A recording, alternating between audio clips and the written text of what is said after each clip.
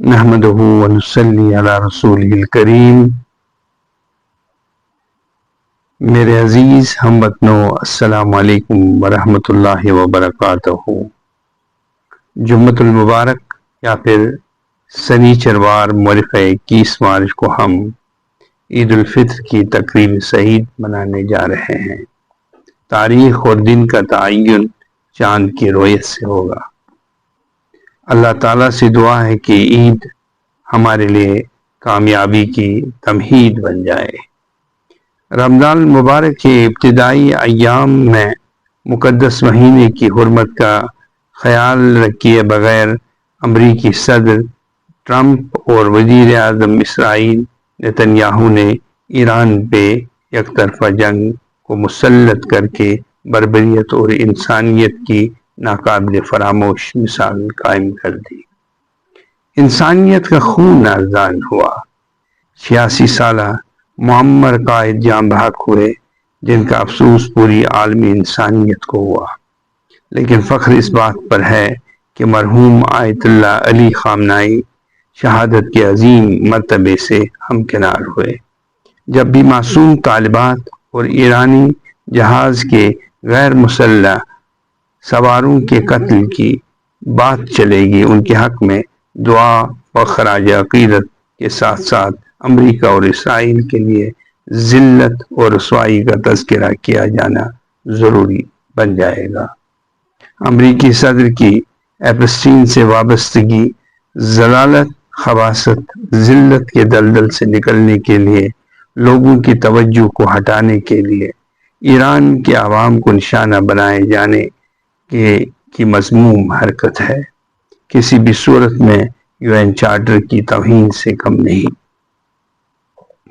ہزاروں بے گناہ لوگ شہید ہوئے۔ ہم ان کے حق میں یہی کہتے ہیں کہ راہ حق کے شہیدوں، وفا کی تصویروں، تمہیں وطن کی ہوائیں سلام کہتی ہے۔ میں بحیثیت خادم قوم ایرانی قوم کو اپنی جانب سے اور جموں کشمیر کے عوام کی طرف سے اظہار ہمدردی کرتا ہوں۔ یہاں شیعہ اور سنی کا سوال پیدا نہیں ہوتا، بلکہ یہ ظالم اور مظلوم کا مسئلہ ہے۔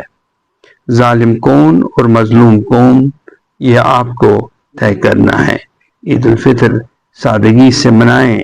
زکوٰۃ اور صدقہ فطر مستحقین تک پہنچائیے۔ ہمارے سماج میں کچھ ایسے لوگ بھی ہیں جو شرم کی وجہ سے آپ کے سامنے آنے سے حیا محسوس کرتے ہیں، لہذا ہمارا فرض بنتا ہے کہ ہم ان لوگوں کی مدد کے لیے آگے آ جائیں۔ دینے والا ہاتھ لینے والے ہاتھ کے مقابلے میں بہتر اور افضل ہے۔ اس وقت ہم مالی بحران کے شکار ہیں۔ کچھ دکاندار موقع کا فائدہ اٹھاتے ہوئے غریب عوام کی زندگیوں کو اجیرن بنانے میں مصروف العمل ہے۔ دوسری جانب سے فروزن میٹ کو پھر سے فروخت کیا جا رہا ہے۔ گوشت کو منہ مانگے داموں پہ فروخت کیا جا رہا ہے۔ 7 روپے کی روٹی 10 روپے میں فروخت ہو رہی ہے۔ عید الفطر کی تقریب سعید کا فائدہ اٹھاتے ہوئے سبزیاں اور دیگر غذائی اجناس کے دام آسمان کو چھو رہے ہیں۔ متعلقین خاموش تماشائی بنے بیٹھے ہیں۔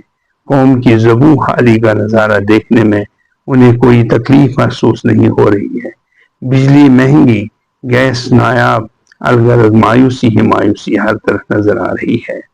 آئیے ہم عہد کریں کہ ہم عید الفطر کے موقع پر اسراف کرنے سے اجتناب کریں، غریبوں، مسکینوں اور ناداروں کا خیال رکھیں۔ میں آپ کی ترقی اور امت مسلمہ کی کامیابی کے لیے دعا کرتا ہوں۔